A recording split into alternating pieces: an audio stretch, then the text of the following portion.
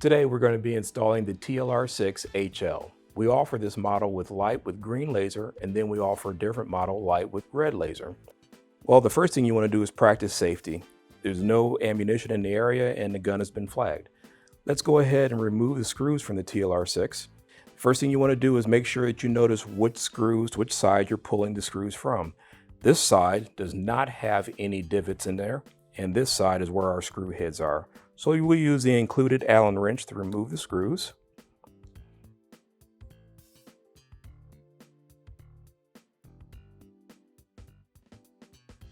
After removing our screws, I use a coin to open the battery door. Makes it a little bit easier. After opening the battery door, then we pull the shells apart, and it reveals the laser aiming module on the inside.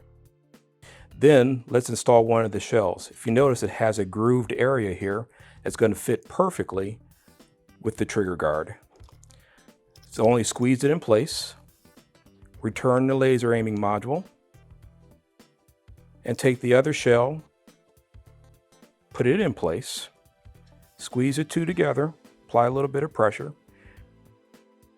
Before going any further, let's take our SLB2 rechargeable battery and install it. Label side goes in first.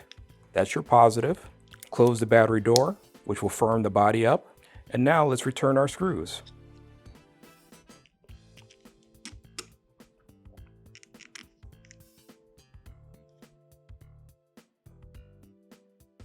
Now, installation is complete.